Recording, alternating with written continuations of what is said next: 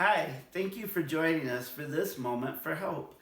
I'd like to share with you a passage that often pops up in my mind and I often think about, and that is Matthew 14:22 to 33.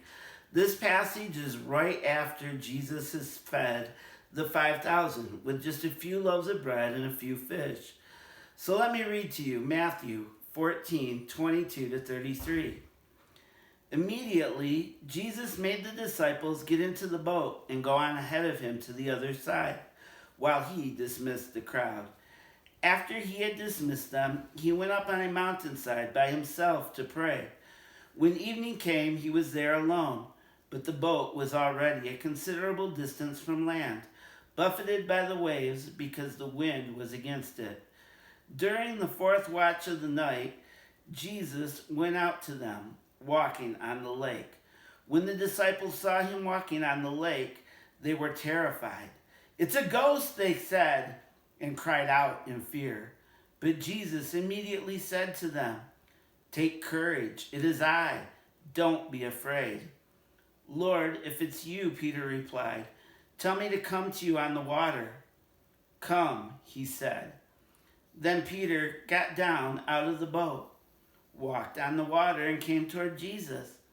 But when he saw the wind, he was afraid, and beginning to sink, cried out, "Lord, save me." Immediately Jesus reached out his hand and caught him. "You of little faith," he said, "why did you doubt?" And when they climbed into the boat, the wind died down. Then those who were in the boat worshipped him, saying, "Truly you are the Son of God."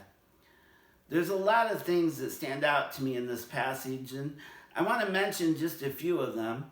First of all, the disciples were doing what Jesus wanted them to do when the storm came. It was Jesus who sent them out in the boat on the water. They still faced a challenge, a hard, scary time. Sometimes in life, we'll be doing what Jesus wants us to do, and we'll still face hard, scary times. But when we do, we need to remember that Jesus loves us and cares about us. Jesus didn't leave the disciples alone in that boat out on the storm. He went to them. He was there to help them. And in 1 Peter, we read that Jesus will never leave us. He'll never forsake us. He's there with us. He cares about us, and he'll help us. The disciples didn't recognize Jesus, though. They thought he was a ghost. How often do we forget about Jesus? We don't recognize the work that he's doing around us.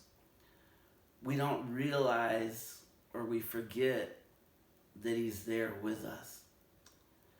Well, even after the disciples knew that Jesus was there with them, that it wasn't a ghost, well, Peter got scared again.